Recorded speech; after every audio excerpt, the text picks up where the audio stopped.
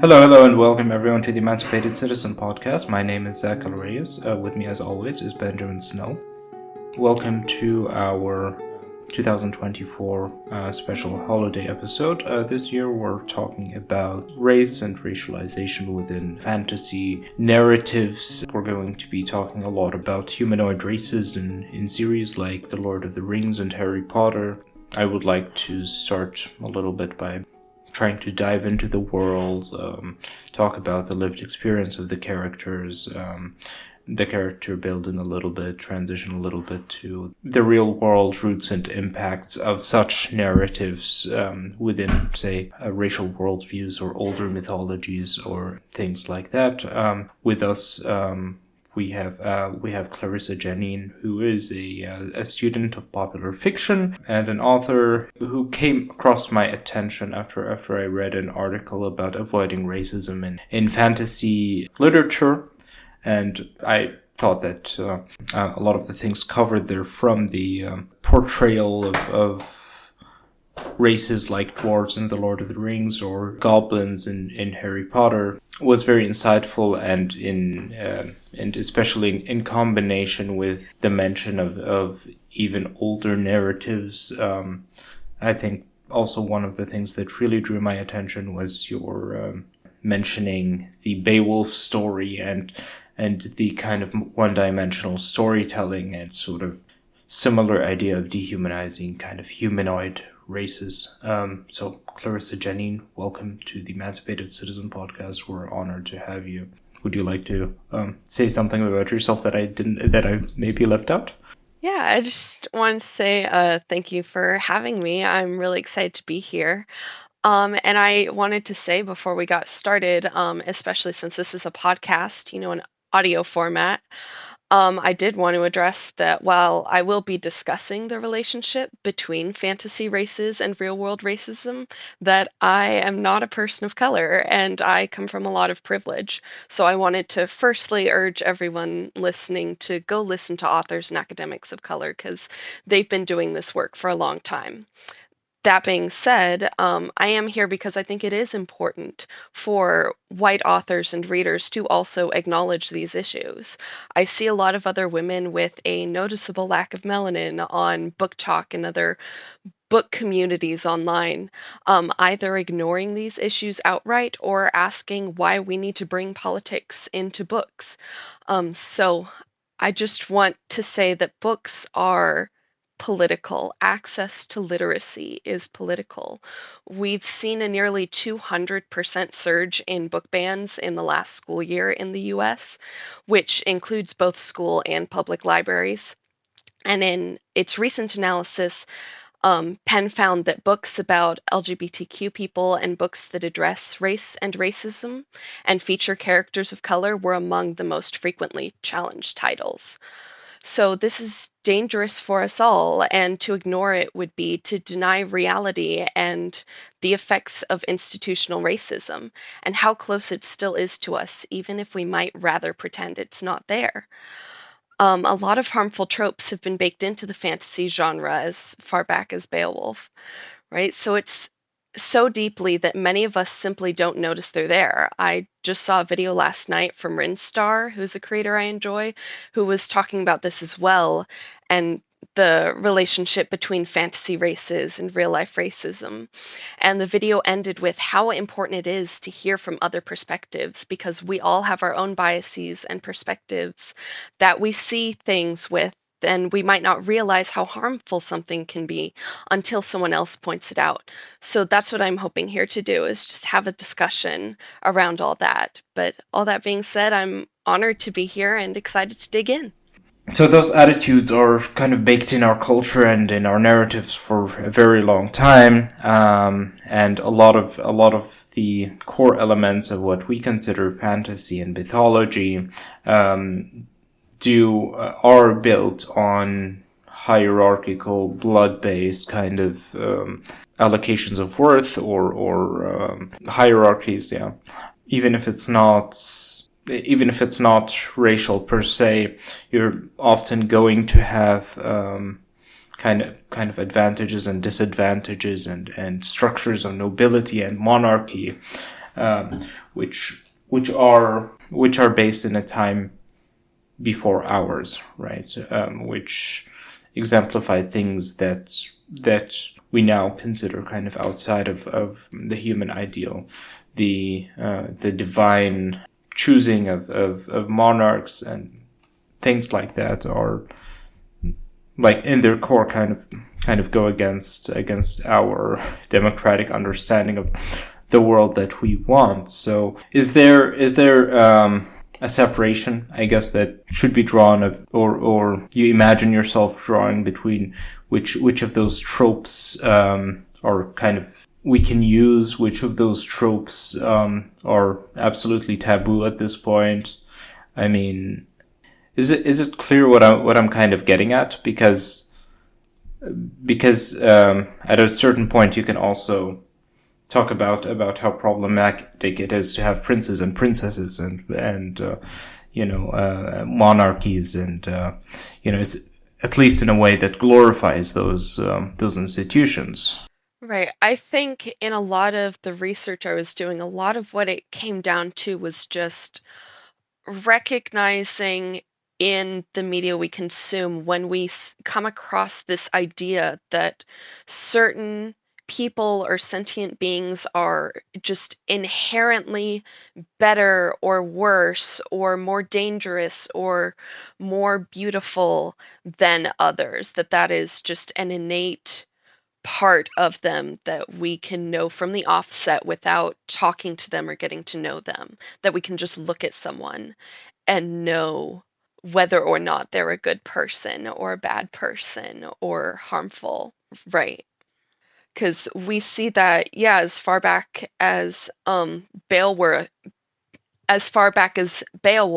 these ideas of a natural other in these pre-fantasy texts, where if you read John Henry Runsby's thesis on otherworldly others and racial representation in fantasy literature, he talks about texts like Beowulf and other European romances from that era, and how they often spoke about a lone hero of the nation fighting off invaders, and how these heroes are made either retroactively or intentionally by the author into national patriots of epic proportions, where the villains will act as stand-ins for foreign nations.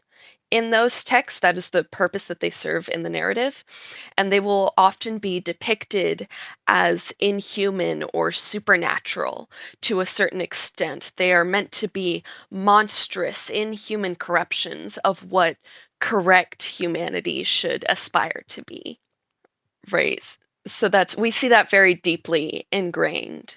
Yeah. And that was very influential to a lot of the modern fantasy genre.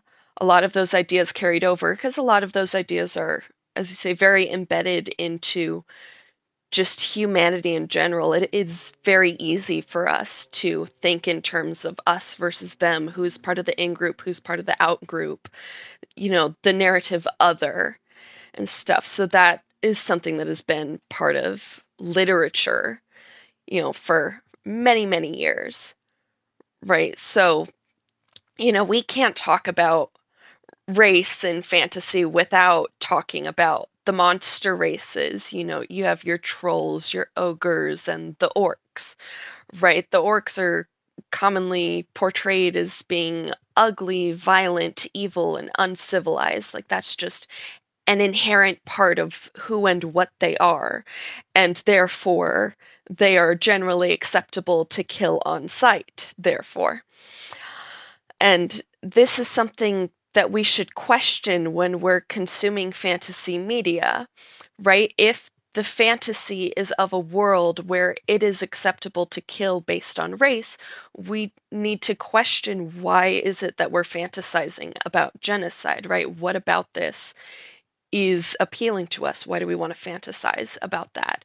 And I think some of that comes not so much from a conscious I want to hate people place, but from just an easy place of, oh, it's nice to be able to easily recognize an enemy, so I'm not constantly living in fear, wondering who could hurt me. But at the same time, you can't know just by looking at someone. Unfortunately, we do live in a world where you need to actually talk to people before you can know what what their character is and what kind of a person they are. We can't just look at someone and know whether they're good or bad, right? And we see even in modern fantasy, this still carries over in the Harry Potter books, right? The non-human races, like the giants, the centaurs, the goblins, and the half-elves, they generally get kind of a mixed reception, even from many of the supposedly good and heroic characters in the series, right? Even Harry and his closest allies will treat them in ways that are less than equal to the other wizards. Yeah, and the other humans. Yeah. Like we know they're not human, but they treat them as if they aren't fully people a lot of the times. And even though these races are all capable of performing magic, right? Like even the muggles in the series, they can't perform magic, and yet these magic performing creatures who can talk and speak and hold jobs, they're not treated the same. And only the human wizards are permitted to enroll at the Wizarding School of Hogwarts. And they all have varying degrees of status in Wizarding Society, right? Like the giants certainly aren't welcome amongst common Wizarding Society, right? We don't see them really in the series because according to the books, they all allied themselves with Voldemort, right? They are a monolith who all decided to ally themselves one way. And of course, we know in real life, no people group is a monolith, and things get very dicey when we begin to categorize any group as all thinking or believing the same things. And the centaurs all live in the forest, right? They are also physically outcast from the rest of society. We can see they've been othered from the other wizards, and they consider Ferenz, who is the centaur who he helps Harry at one point, and he takes on a teaching job at Hogwarts for a bit. And the other centaurs consider him a traitor for his pro-human leanings, which I have to imagine could be influenced by the years of discrimination that they've faced from wizards, right? They see him getting all buddy buddy with them and go, hey, what are you doing? They are not nice to us. And we see, I'll get into them more later, but the goblins who are trusted to run the bank, but they're not permitted to carry wands. And the house elves, of course, are quite literally a race of slaves, right? So we see a lot of varying degrees of how these different inhuman races are treated as not human. Mm-hmm.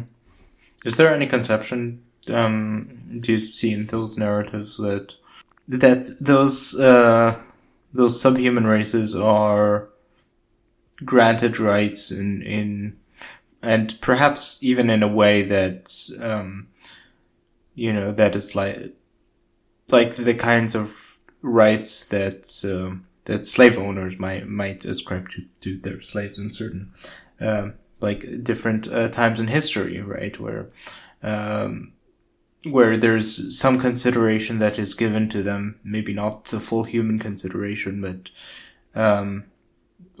or I mean, as far as the Harry Potter narrative goes, or some other narratives that you can think of. Like asking how they. I don't totally understand the question. Can I you don't know. I restate mean, it?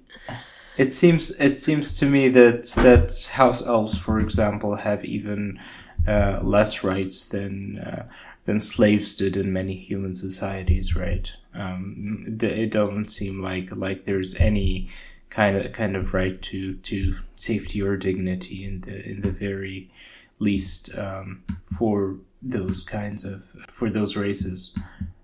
Got Yeah, right. Because like slavery throughout history has varying degrees, right, of how they were treated. Like, you have chattel slavery, which was a whole thing, versus other forms of slavery varying up to the more indentured servitude kind of degree. There's a pretty wide scale there as far as treatment goes, right? So I don't know that we see the house elves treated at the Harry Potter books. They get dark, but they don't get as dark as chattel slavery. We don't see little baby house elves being stripped away from their parents and sold off, right? We don't Yeah. see that Um, and stuff, but we about still that though, see, yeah. are we sure we just don't see it because it doesn't happen around the main characters though? It very well, yeah, could be happening in the background. It's just not something that's shown to the child audience, right? I don't And recall how much the books, I don't know if they get into house self reproduction at all, but yeah, we would have to imagine, is that going on in the background, right? If we're accepting this narrative of, oh, yes, we just have this race of elves who are treated as slaves, like how they don't really seem to have any society of their own. Their entire world revolves around serving. So yeah, is that happening in the background? yeah, and like, do they like give? Do they actually like get permission to go have a significant other to even have babies?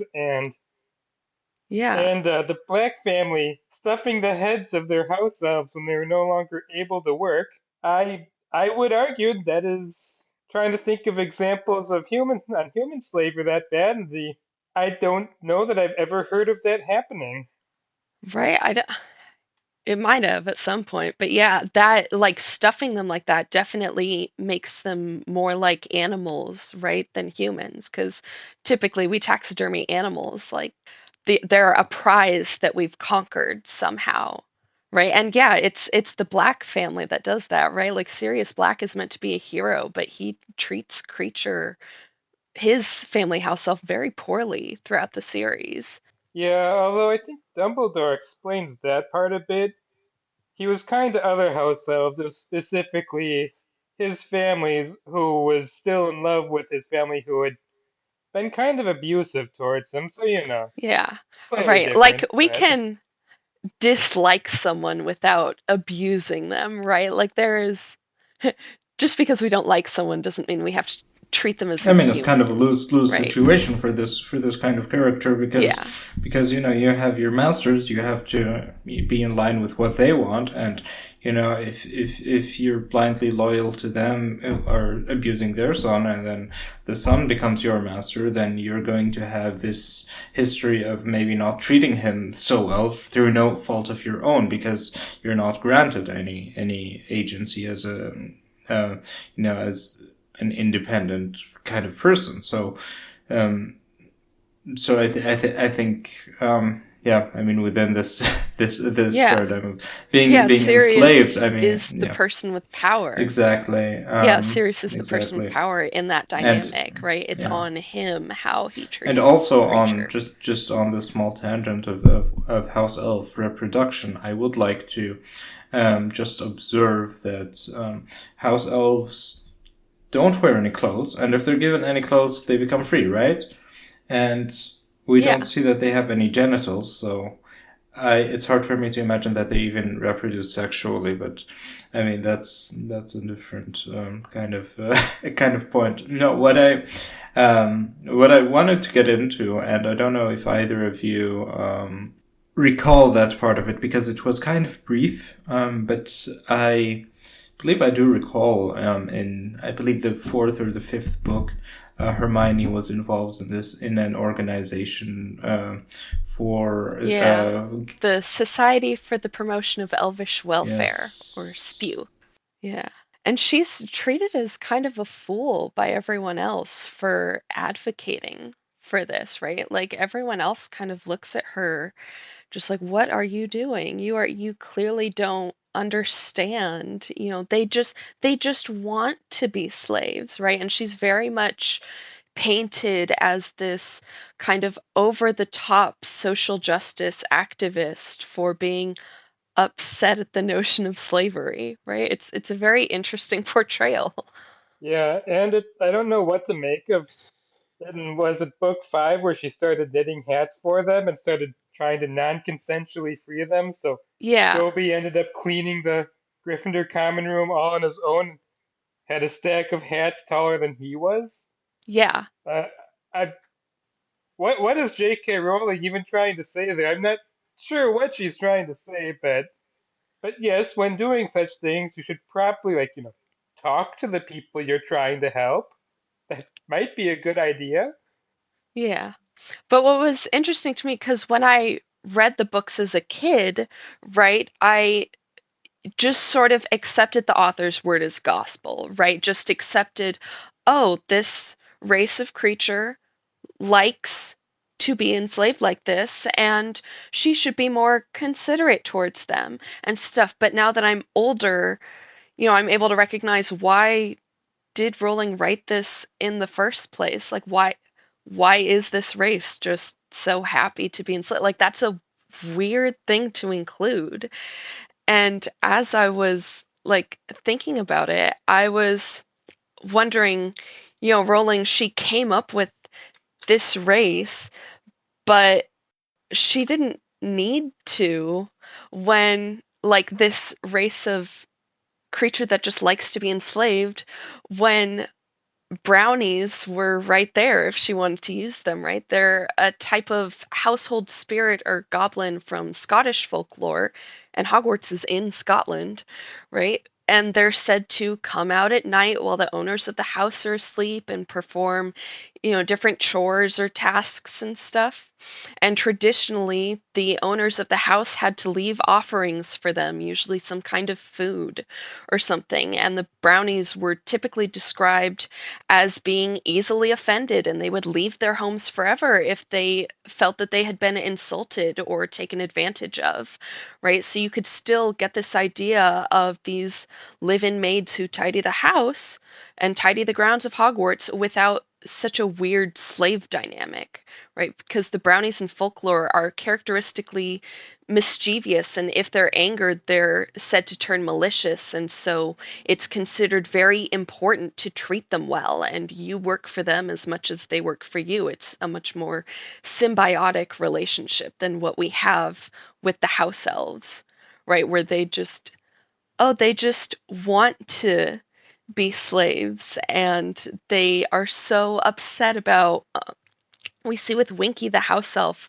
when she is dismissed, her primary concern is how poorly her poor old master must be doing without her, right? That she doesn't even seem super upset about herself. She's just sad for her master, right? Her whole world revolves around him.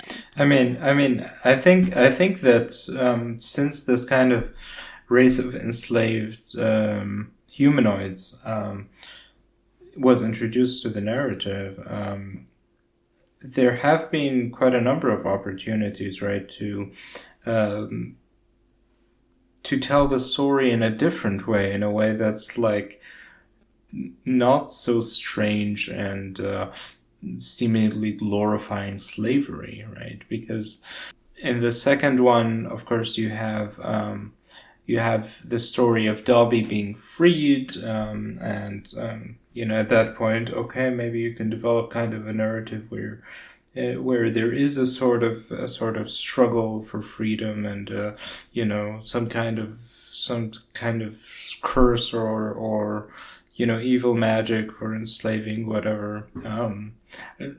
I don't think anything is said about the origins of how elves became slaves or anything like that. But I mean, there was plenty of opportunity, and especially, in reading, I think, was it the fourth or the fifth book, where with Hermione and her spew organization, how, like, I think I, just as any, like, normal person, pretty much was kind of rooting for this kind of effort, but in a way it was kind of portrayed as being very silly and very like I think like you said, Winky the house elf being upset about not being in that position anymore, and I mean, even there you can go into a whole Stockholm syndrome kind of dynamic with it. But no, it's more told about in a way that is glorifying the institution, and in some ways it's actually reminiscent of what I hear from formerly slave owning families in Saudi Arabia, because so the country where I come from, slavery was only officially abolished in 1964. Yeah, so so the institution of chattel slavery was very present within living memory. So I don't know. There were parallels that I could draw there that were very strange and uncomfortable. Yeah. And I mean, I don't know if you've ever talked to any former slaves, Zach, but the way no house elves except for Dobie seem to have any agency of their own and seem to be so dedicated to their masters.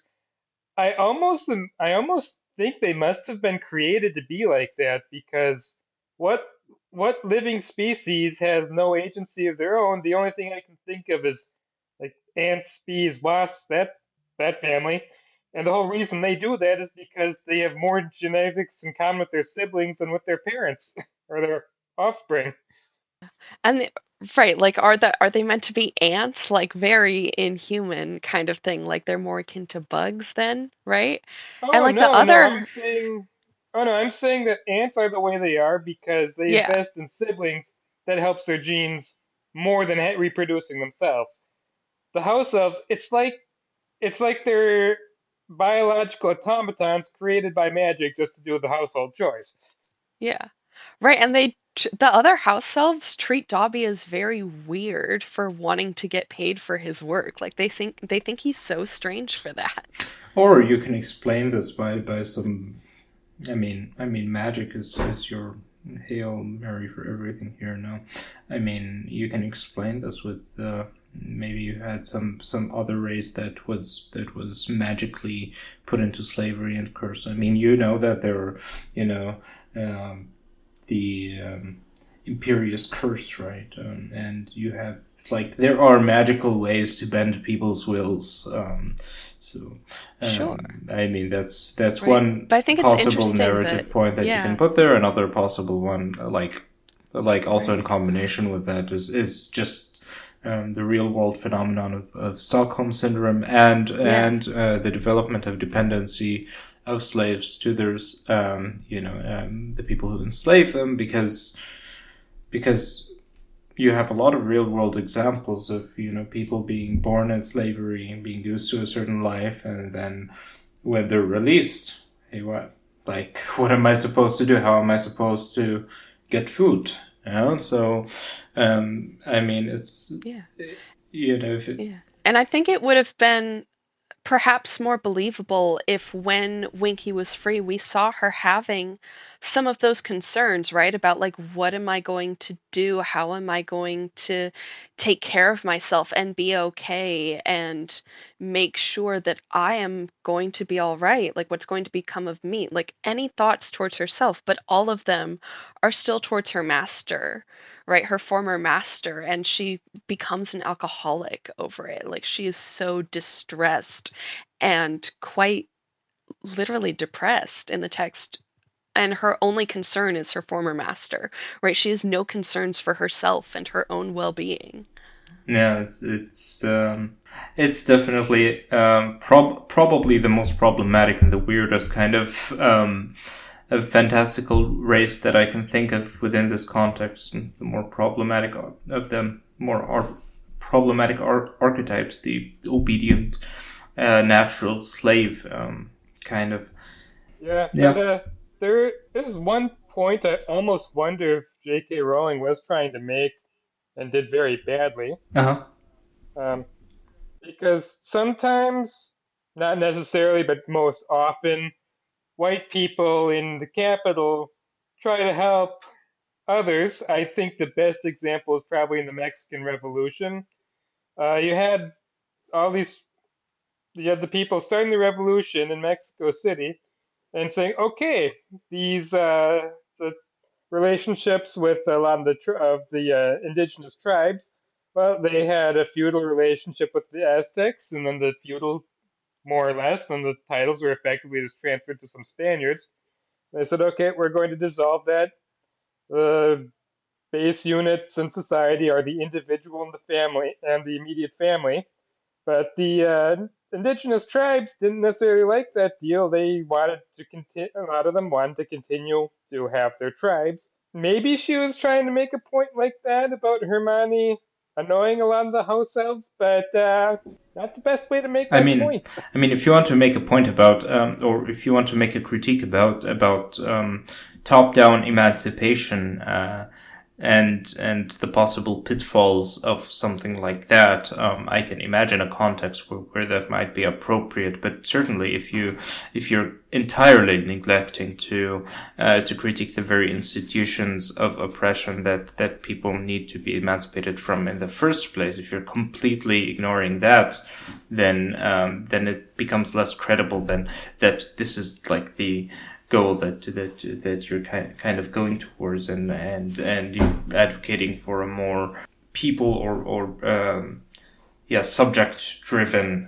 emancipation, or a bottom up kind of movement. I don't think that's something that makes sense, to be honest. So yeah, I mean, slavery probably the worst, the worst part of it. We got it right out of the way. Let's talk a little bit about orcs, goblins, and races that are either evil or have some character defects that determine them to, say, a life of immorality. And what does that imply? And I'll compound this question with also asking you about maybe alternative narratives for characters who might belong to races that are traditionally considered evil or bad or greedy or whatever, and have a sort of very human arc of redemption or kind of effect where the fog is kind of lifted from the way that we're viewing this character to make them more relatable. Can you talk about all of that first? The races themselves and the problematic nature of how they're described, and maybe alternative narratives that get closer to them as characters, and potentially avoid this problem in more ongoing works. Yeah. So we know that because of the way that this idea of innate hatred has been baked into the stories we tell, right, as far back as Beowulf, as we were talking about, we can find that a lot of these ideas that we might consider to be outdated are still very alive and well in our collective consciousness, right? Like Harry Potter is a pretty recent text, right? And I found this definition of what is called hate laundering from the award-winning writer, game designer, and cultural consultant James Mendes Hodes, where he says how first colonizers will come up with this theory of humans and not quite humans in order to justify narratives and policies of violence and dreads towards natives.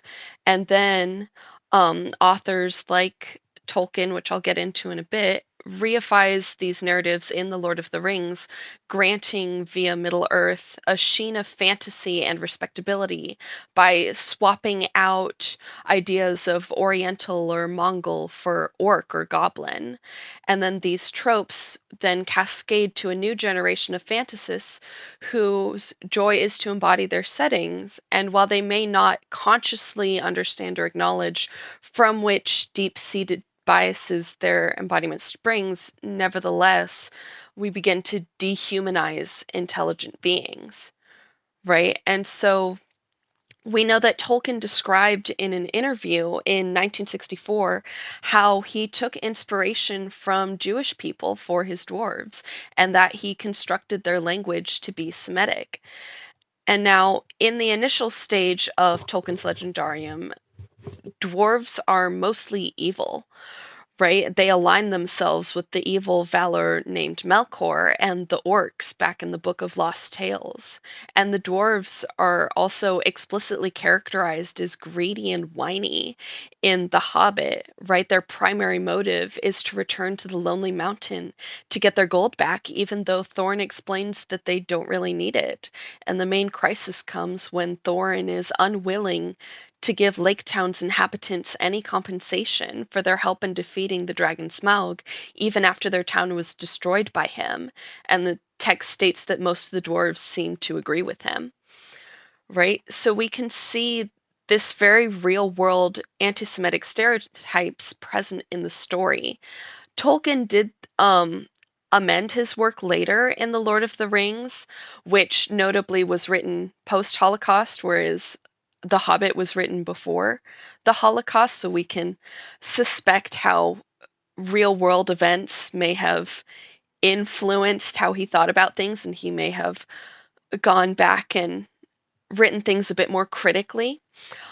He tries to kind of amend his portrayal of the dwarves with the character Gimli, right, who is portrayed as steadfast and courageous throughout the text. And the appendixes at the end of The Lord of the Rings state of the dwarves that the only power over them that the rings wielded was to inflame their hearts with the greed of gold and precious things, which suggests that greed and vengefulness were actually caused by the rings rather than being innate racial traits, right? And though Tolkien in The Lord of the Rings was still kind of using Gimli as a bit of a tokenized dwarf to represent the entire race, we can still see an attempt to at least potentially mitigate the harm that he had contributed to, right?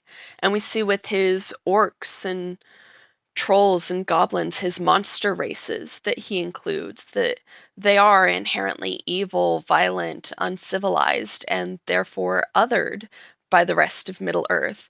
And the aftermath of both world wars that Tolkien lived through, right? He fought in World War One, which was a huge inspiration for what he wrote. But these wars led to an increased us versus them mentality and a renewed spirit of intolerance towards the other in fantasy, such as Tolkien's, which we can see represented in his monster races. The orcs result from racial degeneration in the texts. They are descended from elves who, as stated in the Silmarillion,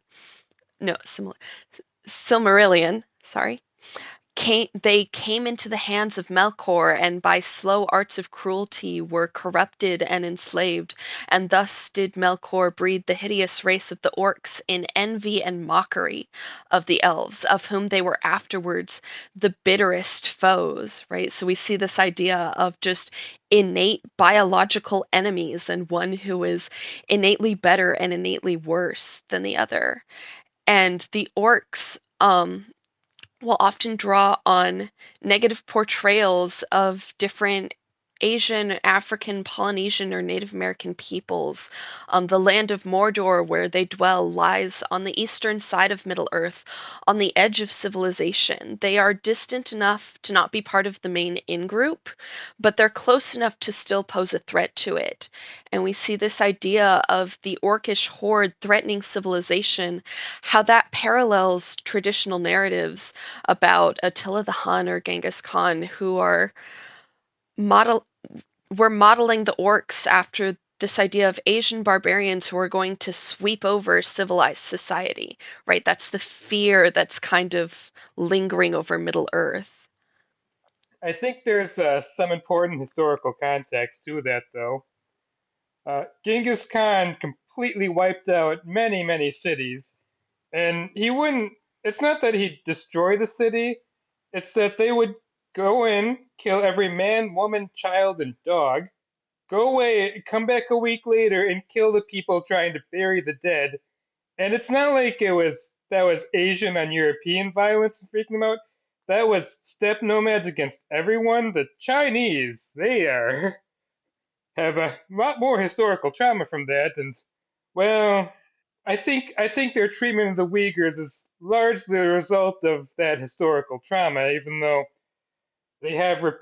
once you have breech loading rifles, steppe nomads aren't so scary. When you have warplanes and tanks, they're no longer a threat. But oh boy, they have displaced so many Inner Mongolians and moved so many Han Chinese people. Inner Mongolians are like a 5% of the population in their own homelands. But it's the steppe nomads being terrifying for many reasons. And a lot of people are now reading the orcs as an allegory for Russians, to the point that Ukrainians and Poles and people in support of them are just calling Russians orcs. And the way the army of Mordor worked, it is a lot like the Russian army. And we're talking about people who Tolkien probably would have lumped in with the Russians. And really, the people who dislike Russia the most are the people who used to be in the Empire. Just one bit of important historical context with that. And the only people who really lasted against the Mongols were people that had either mosquitoes who killed them because, not a whole lot of malaria on the steppes, or people had a nice big body of water between them and the mainland. By which I mean Japan and Java. I think the way that it has to do with the way that we understand history, and how history is always kind of a matter of perspective, no matter how much we try to tell stories in a manner that's like dispassionate and objective. I mean, I think a really good example of that is probably what you mentioned first, with Genghis Khan and the history surrounding that, and that's also kind of developing into this trope of the all destroying mongoloid, or this kind of type of person that is inherently violent, and horrible and that kind of thing. And I think, especially towards the end of the 19th century and the earlier half of the 20th century, it wasn't just the Nazis that understood the world in a very racialized way. I mean, even their enemies, even the British, the Americans, a lot of it was like in many circles even considered scientific fact that you have different races of human beings with different characters and characteristics and dominance and submission and good and evil and that kind of thing. Maybe not in such stark emotional terms as good and evil, but I think also an example, even though Tolkien himself developed his view on race, and as Clarissa was pointing out before, how the conception of the dwarf and this anti-Semitic trope developed, or he tried to develop it in a way that was less offensive. He and a lot of people around him, even in their opposition of the Nazis. I came across a story of German publishers during the Nazi rule during the Nazi rule in Germany, trying to get from Tolkien proof that he does not have Jewish ancestry so that his work can be published. And part of the way that he responds is that he says very good things about Jews. Yeah, he's like, the Jews, they are very gifted and noble race of people, and I would be proud to have a drop of their blood in my veins, or things along those lines, which I'm sure they were made with the best of intentions, but also kind of reflect that people at that time just saw race in a way that is kind of alien to the way that some people see it now, and the way that we understand the nature of ethnicity and race today. And I think a lot of that was just like Like the like him today making the today dwarves if you to were to be say sorry a for the interruption, but just to finish the thought, today if you were to refer to the Jews as a gifted and noble race of people, that's still kind of problematic in its own way, no?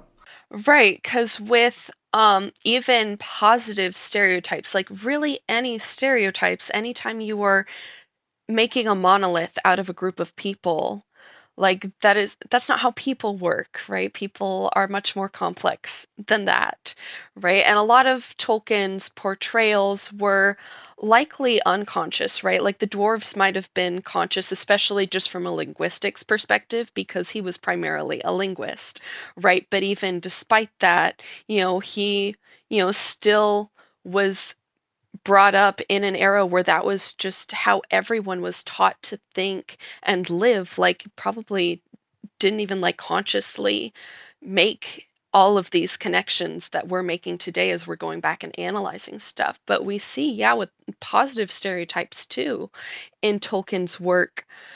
Um, with the elves, right? They are portrayed as superhuman, practically, being a noble race known for being innately beautiful and pure and intellectual.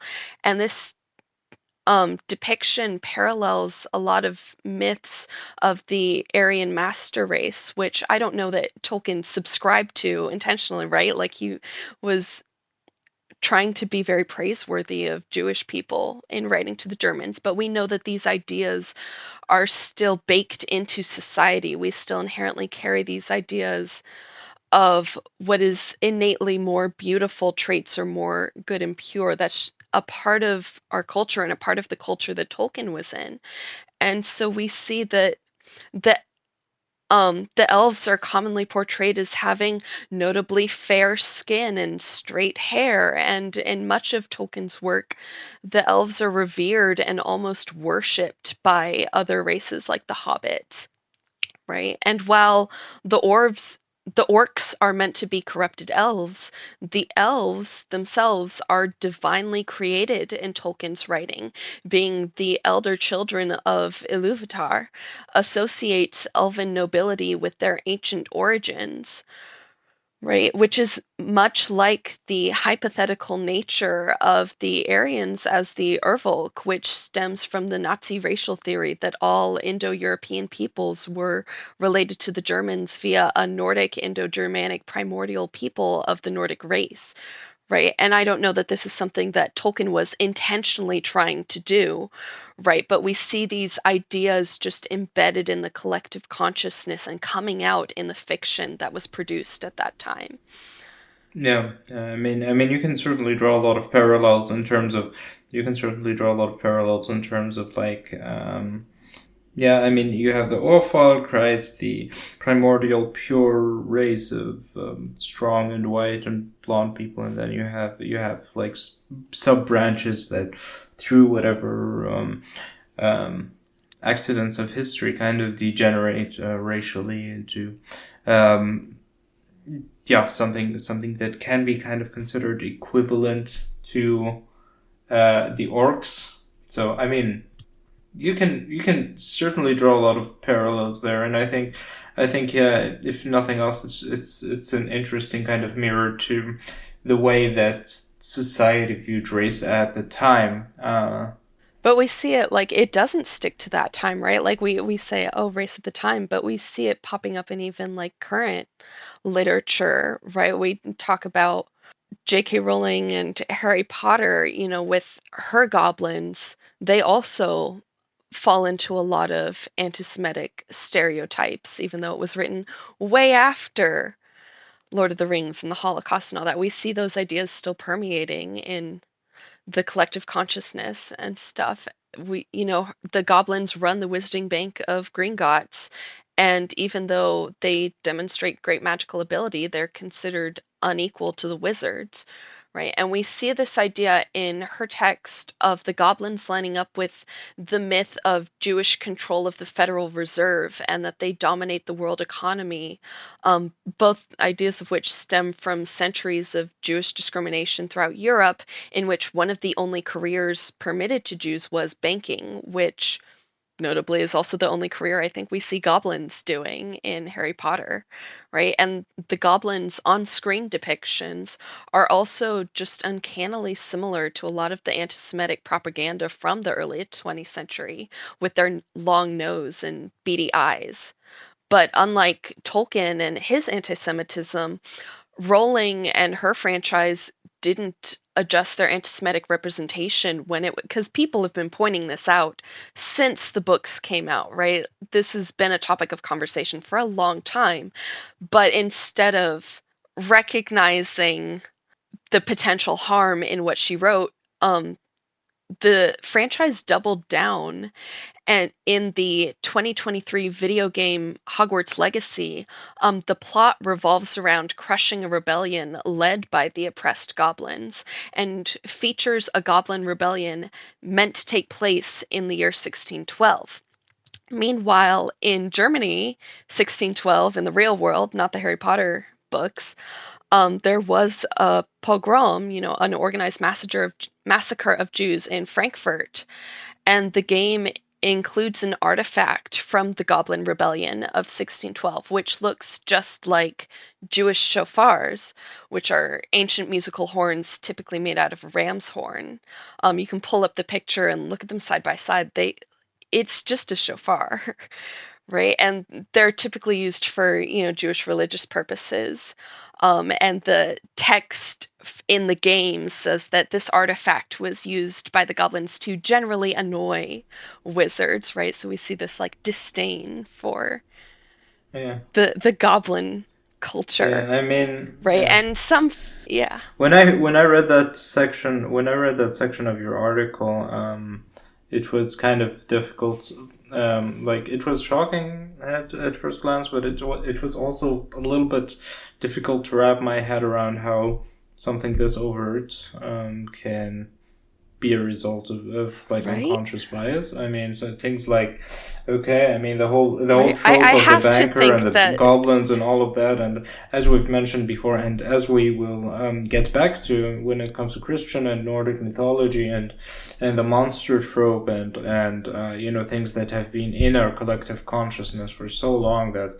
Like there are ways that you can understand the goblin race as in general in more that light, but when you have this shofar, when you have the date 1612 and a rebellion of the goblins, this almost makes me wonder if how in more recent years on the internet, I guess recent is a relative term, but I guess with the mass of the internet, a lot of people, engage in like rage bait content and that kind of thing. And it's like somebody accuses a YouTuber of being racist and then like they see it as an opportunity to get more attention. And so they start saying more and more racist things.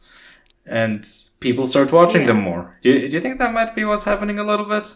I don't know that would have happened with the game and stuff, primarily because I don't think that that's the sort of, video games and children's video games, that's typically not their go-to marketing method. I would think like that was not like they really were not trying to bring attention to that, and it seemed to me more as just like something that was slipped in. I think, we're talking about the collective consciousness and stuff, but I think by the time you get to like straight up just depicting shofars in the specific year of 1612, like that's no longer collective consciousness at that point, right? Like that is a very intentional sort of thing that they've had to deal with.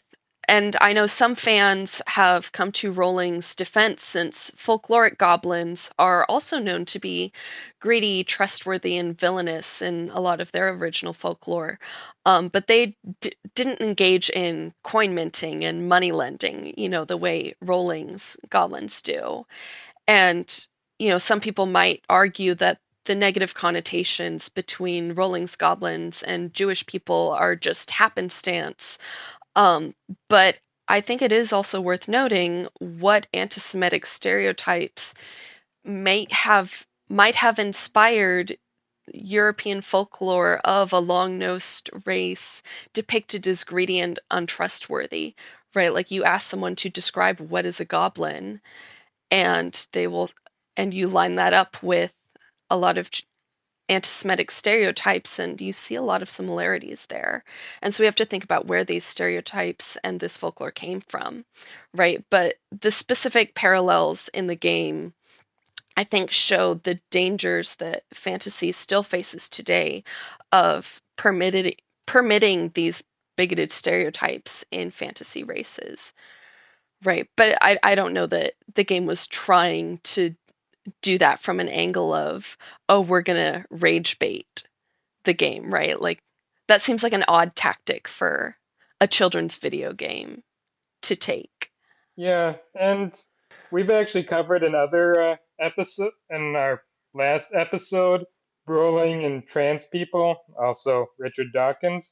It would seem strange for them to be trying to appeal to the far right, but the more like these parallels, which I had no idea about. Previously, all I'd heard about shofars was Christian theocrats blowing them, and it always seems like people who aren't Jewish but are pretending to be Jewish Yeah. in some way always seem to be the worst people short of like Nazis, but I don't know what to do with it. And they seem to be springing up a lot. A few months ago, there all of a sudden my Twitter feed was half people saying that Stalin was a Jew because his original name was Jugavili. That is not Georgian for Jewish person, by the way. The Georgian word for Jew is more Semitic sounding. So yeah, I don't know what to make of this. I did not expect, if you told me this would be happening 10 years ago, I would have said you were insane. Right? Like it was wild to me to see this happening in like literally just a couple of years ago. Yeah. Right? And I think, yeah, I definitely like growing up, lived in this world, this idea that like, oh, things used to be so bad, but they're better now. Things are changing, but I think I had a teacher when I was a kid tell me that, oh, your generation is going to be the first one to grow up without racism. And now I'm older and I'm like, no, no, we're not. No, I don't know why you thought that. I always thought in Yeah. school that the Holocaust This, didn't Yeah. happen, so yeah. yeah. Wow. Yeah. I mean, Yeah. no, we're not beyond Yeah. that. And as far as anti-Semitism goes, my Snow is not my real last name. My last name is a Czech last name. But and there's, according to at least one of my cousins, a significant part of her family is Jewish.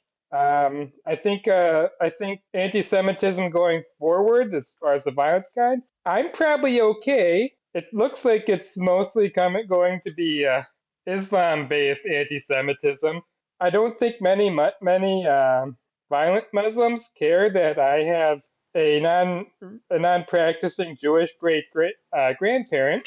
But the Nazis, they might have discriminated against me for that. They probably wouldn't have sent me to Auschwitz, but not for that reason at least. But they might have discriminated against me.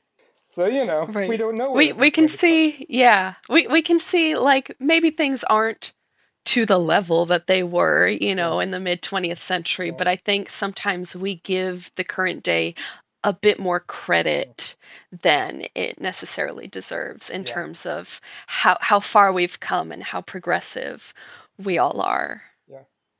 Yeah, and something that we've talked about extensively on our podcast is specifically bigotry coming out of cult refocus outside the West. And yeah, there are a lot of people in the West who care about social justice and deliberately ignore a lot of what we're trying to cover because it just doesn't fit their narratives too. Like violence against ex-Muslims, there's shocking number of leftist people who refuse to recognize it too, which, It can be a kind of a problematic topic because, I understand how, certain things that I might say to some people might be only taken at face value because of my origins, and maybe if the same things were said by somebody else, they would be received differently.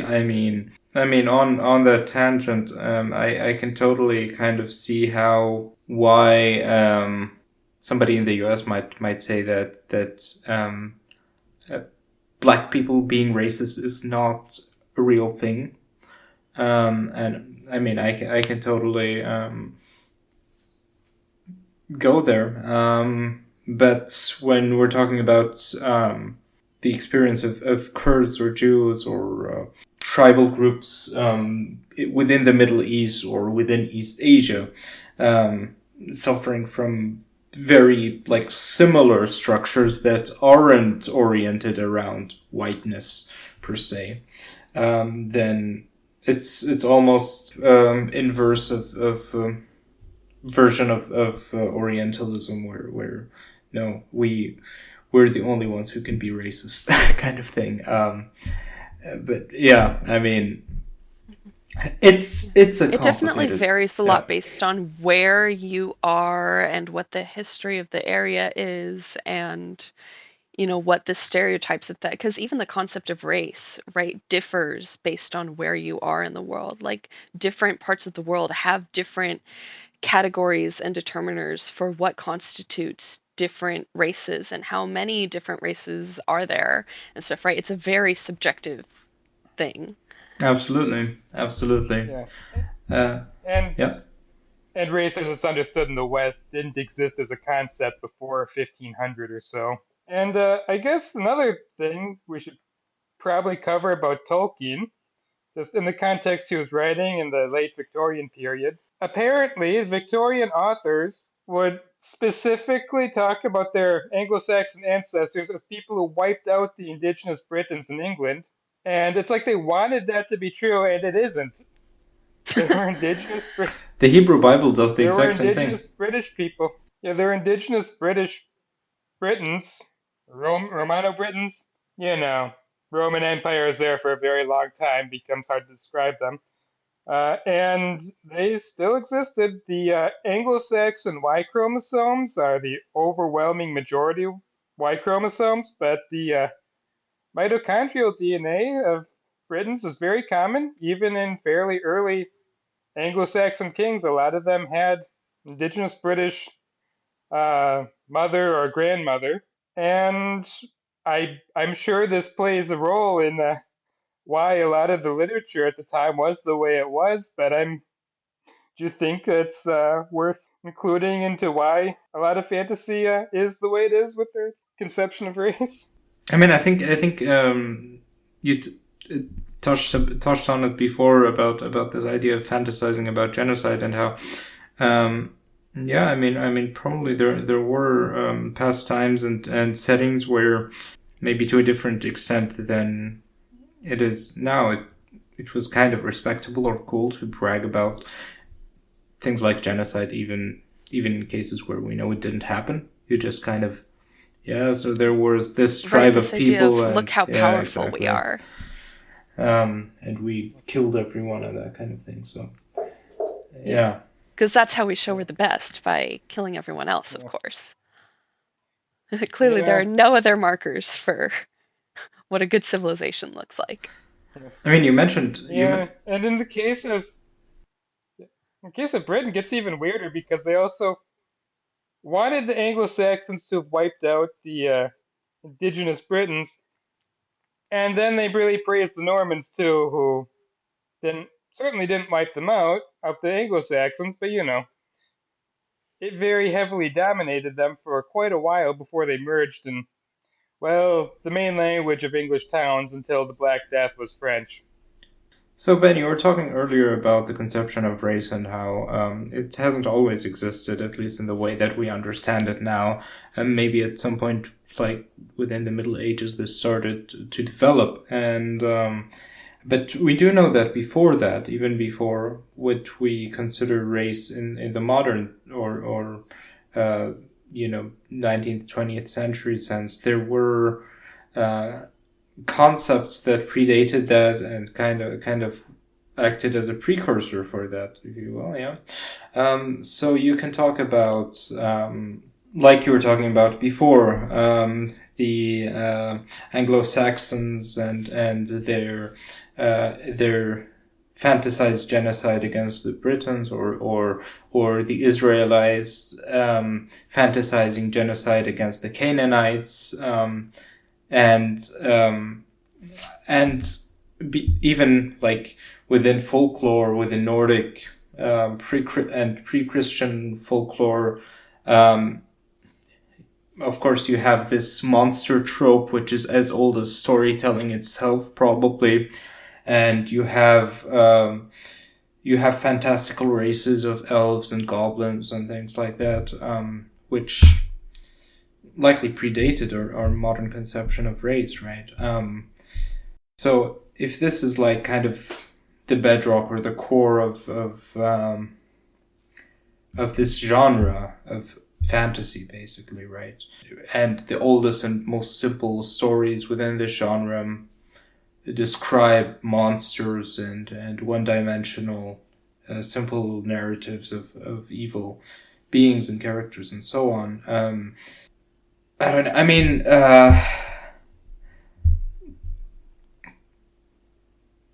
can we build something that is completely divorced from those origins based on that kind of basis?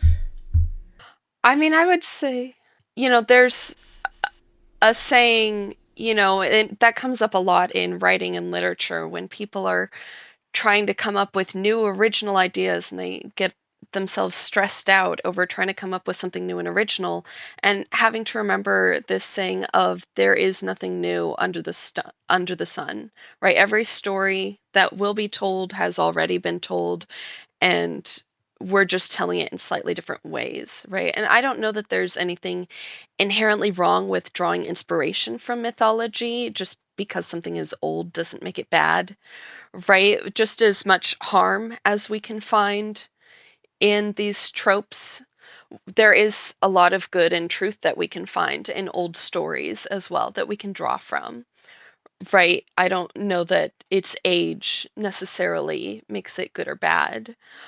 And I don't know that there's anything inherently wrong with imagining new sentient species to populate our fantasy worlds. I think we just need to make sure that we don't misuse this tool for harm, right? Because it is fun and interesting to think, like, what if we lived in a world where there were other sentient species besides humans? What might they look like? What might they be like? What could they do? And I think that's just a part of like human creativity. And the problem comes when we then try to subscribe morality to those different species and ones that are inherently better or worse, and therefore we get to treat them inherently better or worse. And I think what's important is that we engage critically both in what source material we choose to use and how we choose to apply it, right? Because we can apply a trope in a new setting that can quickly provide new and potentially harmful layers that weren't there originally, but in a new context, it has added meaning that can be either good or bad, right? Like the folkloric dwarves loved gold. So do Tolkien's dwarves, but by him also basing his dwarfish language off of Semitic languages and portraying them as greedy for their love of gold, this new context plays into real life anti Semitic beliefs, right? Um, we talk about how um, Rowling's goblins, they were known to be greedy, and then adding the banking on top of that, adds new problematic stuff that wasn't there in the original. Of course, but I guess what I'm getting at more is kind of a large part of it is that maybe some races or some conceptions and some fantasies are based on a kind of concretization of the abstract concept of evil. I mean, if you think of Satan himself, you can kind of see him as a sort of characterization of the abstract concept of evil in a lot of literature, and it's.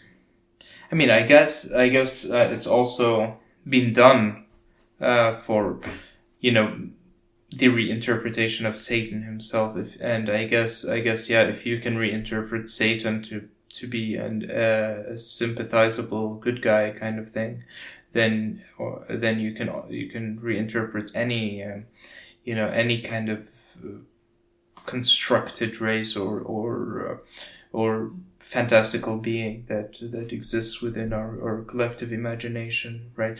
Would you like to go into the so forgive me for failing to remember the author's name, but there was this work called Grendel that you referred to that talks about the story of Beowulf from the perspective of Grendel, and yeah, I mean his mother was also part of the story, and he, clearly a story that shows different sides and nuance and humanity. Is that something you'd like to touch upon and tell us about? Because I thought that was an interesting thing to mention before. Yeah, that was in my research into this subject. That was one of the one of the books that I came across. It's just called Grendel. Grendel by John Gardner retells Beowulf from Grendel's perspective, right? So the point of the book is to humanize the otherwise inhuman beast, and by doing so, it's able to highlight the national discriminatory side of the original story and kind of turn it around and show that more and how it was present in the original text. Yeah, I haven't read Grendel, but it came up as an example of authors who have noticed this in literature and have tried to then turn these tropes on their heads and do something about it, right? I also came across, everyone talks about Ursula K. Le Guin's Earthsea trilogy. I need to read it. Everyone's been recommending it to me, but I know that it's one of the first works of Western fantasy where a deconstruction of race and racism is a crucial part of the story and the world, right? And then there's other ways of doing that, right? You have a couple texts by Black authors, I believe. Charles R. Saunders' Imaro is a swords and sorcery story that features a Black hero in a non-exploitative tribal Africa-inspired fantasy world. And Samuel R. Delaney's Return to Nevrion, I don't know how to say it totally, so forgive me. But his Return to Nevrion series is closer to a deconstruction of the swords and sorcery subgenre from a more multi-ethnic angle, right? So those are different avenues that these authors have taken to try and address or reinterpret these potentially harmful tropes into ways that allows us to engage with them more critically and make something good out of them. A lot of right. There are as you probably know, as you definitely have seen, there's a lot of talk on the internet from different people about making our trusted and known narratives into something that's woke and taking out all of the magic and the the things that we're used to and are comfortable with, and you hear a lot of people complaining about that kind of thing, and I thought an interesting kind of consideration to have about that is it possible to be just too detached from the origins of the or many times the very biased origins of those narratives to a point where you're either out of that genre or the writing is no longer as compelling. I mean, one concrete example that I can think of is so this racial essentialism that we see in Tolkien's work, it has to go, and we can find different ways of interpreting racial relation and ethnic relations and things like that within that world.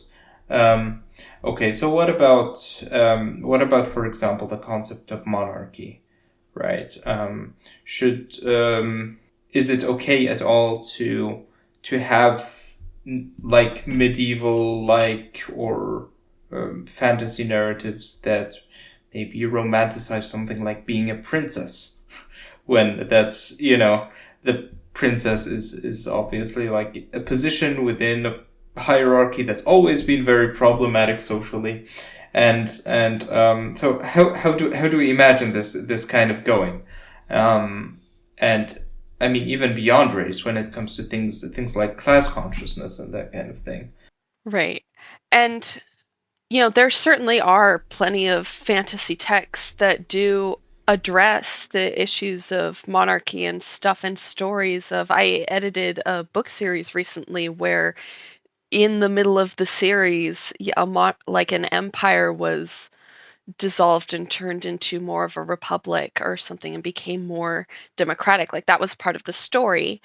I don't know that every single fantasy story has to be focused on that. Like you can have more character driven stuff and the monarchy is just a part of the setting, right? I think the issue with the fantasy races is this idea that it's okay to treat people like that versus when it's the setting, and it certainly would be good in your story, I think, to have those elements there to engage with that critically, but also that's a very large scale type of storytelling versus a smaller scale, more just personally character driven story, right? Because I think each text is going to have its own purpose as to what its focus is going to be. Because if you try and tell too many stories at once, the narrative is just going to get bogged down and overwhelmed. So sometimes you do have to be more specific, but it certainly is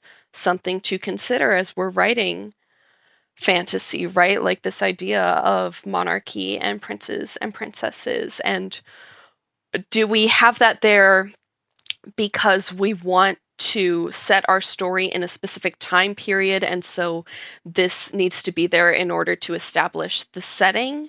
And if it is there to establish the setting, right, what are we doing with that? And how necessary is this setting for the story that we want to tell? Right? I think there's a lot of factors at play. um yeah, I mean, I think also one curious kind of phenomenon that happens when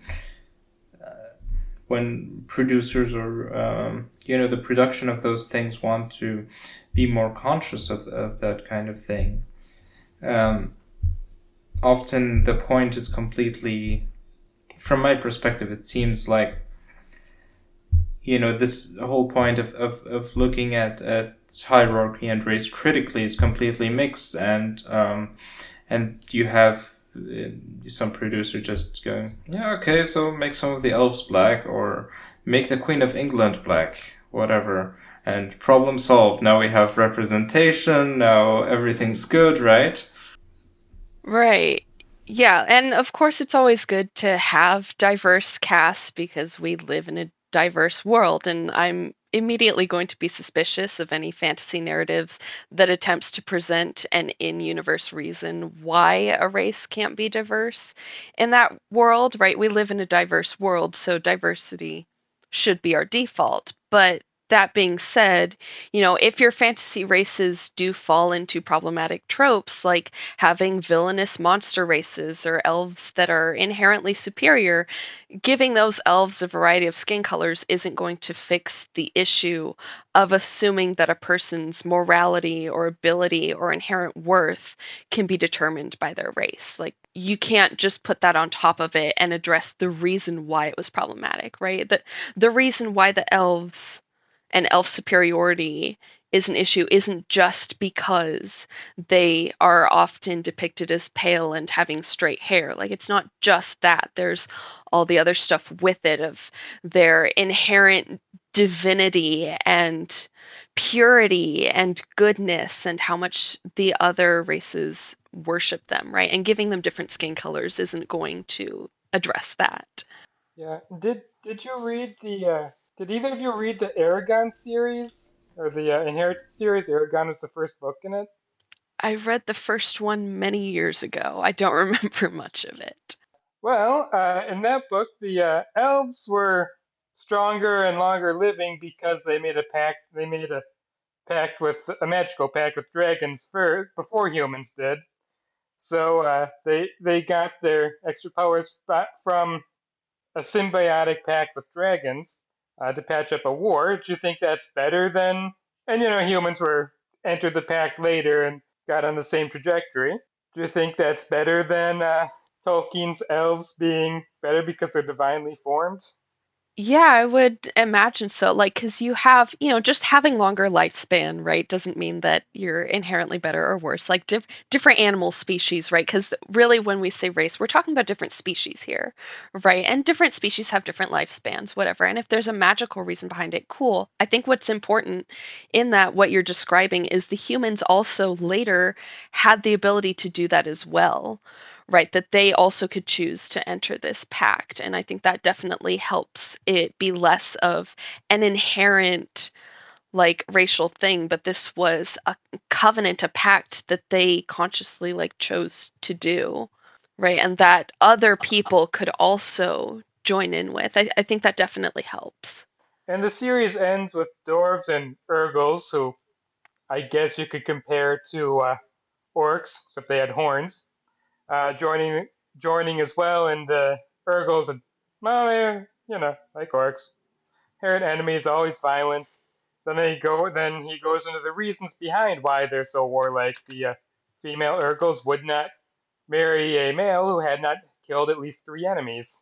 Yeah, what's interesting in recent fantasy years is how some creators have attempted to portray these monster races like orcs at more sympathetically and heroically, typically by swapping out their depictions as savage, dumb brutes in favor of a martial race aesthetic similar to what a lot of dwarves will also get. They'll be depicted as a martial race.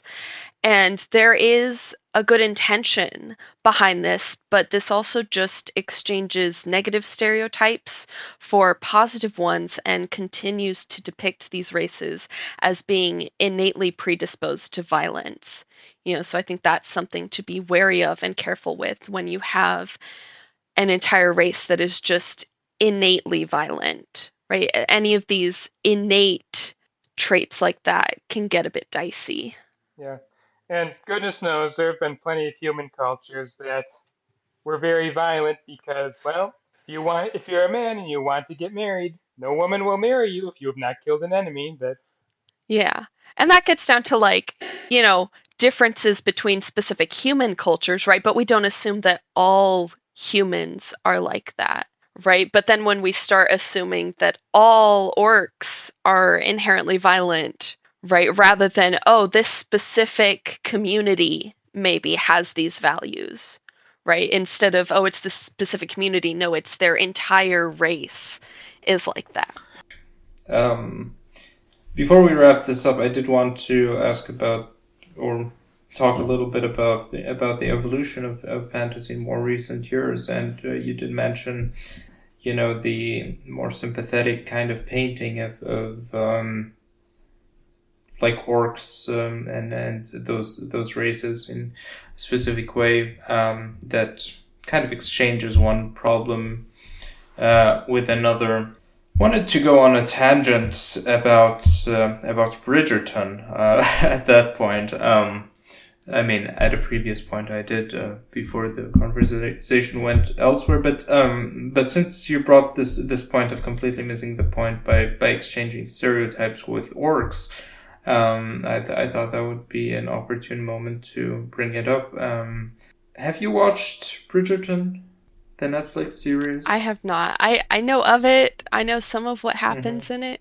Is Bridgerton fantasy? It's not fantasy. It's like a period piece kind of. But I think like Yeah, there's a lot that's like being said historical about fiction. it. Yeah, around race, and I think, okay,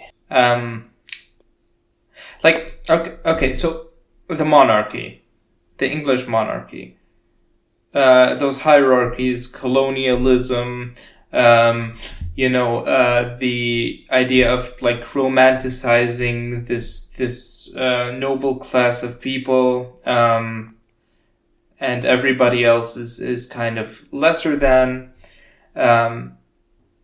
It's very present in a lot of historical fiction and a lot of things from that are supposed to be in the Middle Ages and that kind of thing. So, right, and a lot of fantasy. It's kind of very yeah, Middle Ages and heavy. from that perspective,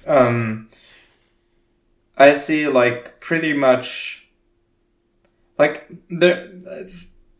it's not critical at all of the role of the monarchy or imperialism or classism, or even I guess it's not directly addressed, but considering where the British Empire was at that point, there was certainly a view of superiority over other peoples, and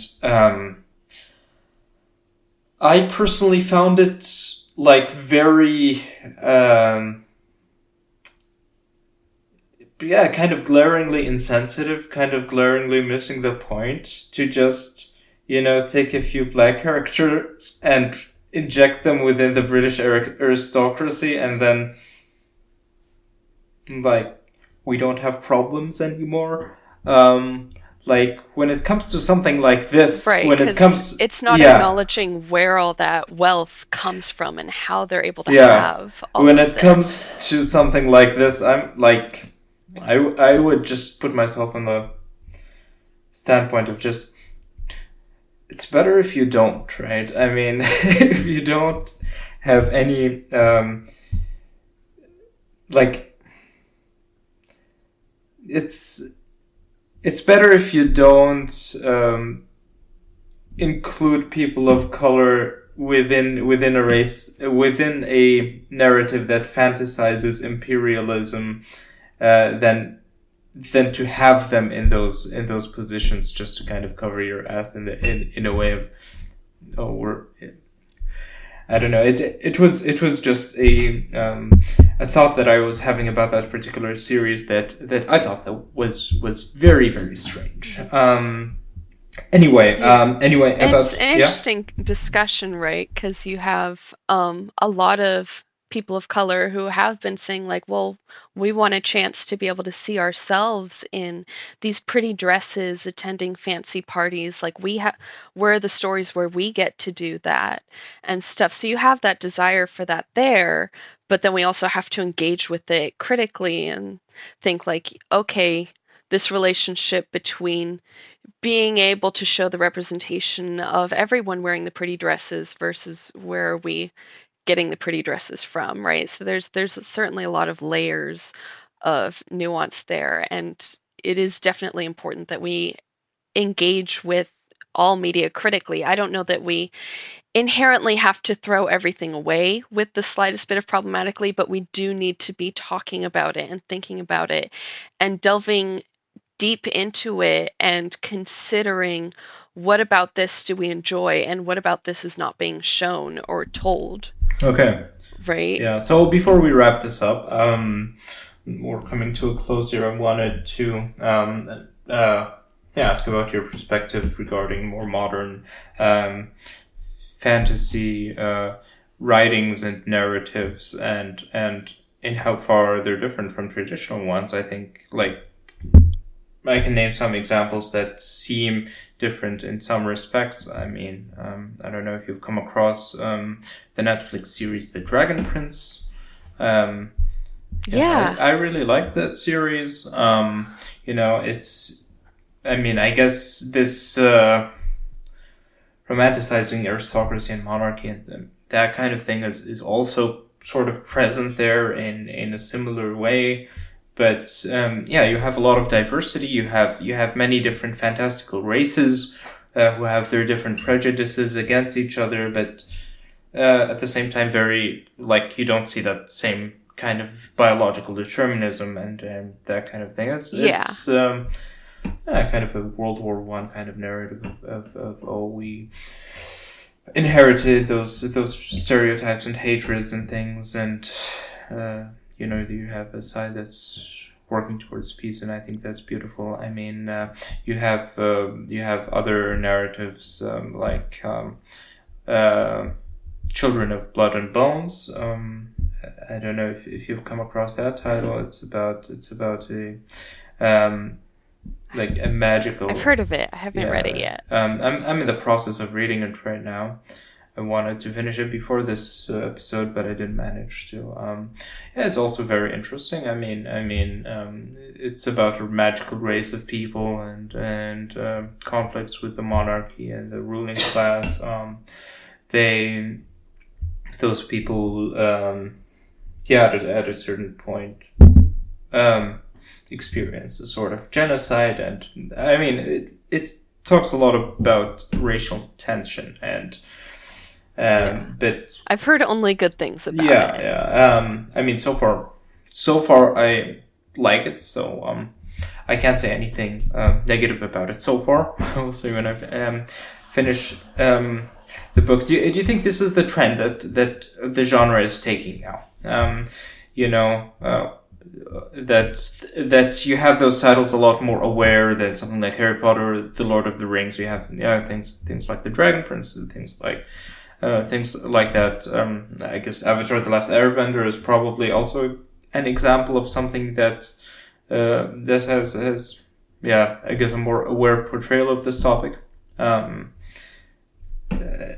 you think things are going in the right direction? And also offend some people because it's Asian-inspired characters and cultures made by white creators. Well, okay, yeah. That's another dimension to it. Yeah. Would you agree that things are kind of going in the right direction there? You're muted. Yeah, I mean, I certainly hope it is, at least. I think we definitely see a lot of media now that is working towards being more aware and conscious of these things, and I think we do see a real attempt from both creators and audiences to have stories that don't include harmful tropes and tell better, more sort of equalizing stories that aren't pitting different races as inherently better or worse than each other, right? And it is a progress, right? We have a bunch of good examples, but that doesn't mean that everything, just because it's recent, means that it doesn't have anything problematic with it, right? It's a journey, I think, that will hopefully continue to improve just as we talk about this more and become more aware of it. I think audiences are going to keep demanding better and better as they become more aware, and then as a result, creators will create material that is better and better. I think, we have a lot of examples. I have a bunch of examples that, we don't have time for and stuff of ways that we see people improving and doing better in this area. So I am certainly hopeful. Yes, thank you very much. I mean, I immensely appreciate your perspective, and I really enjoyed this conversation. Thank you so much, Clarissa Janeen, for coming on the podcast. It was a wonderful time, and it was very insightful. Can you refer our listeners to some of your work and some of your writings? I know you're engaged in popular fiction and have written some essays about this very topic, and you like to delve into this whole world of fiction writing. So where can people find you, Clarissa? Yeah, they can find me on my website, clarissajaneen.com. And my article on avoiding races in fantasy racism is currently available to read for free on Page Turner Magazine's website, so you can find me there as well. Wonderful. All right. Thank you so much. Thank you everyone for listening. Have a nice day. Have a good evening. Stay safe. Take care of yourself. Ciao. Yeah, thank you so much.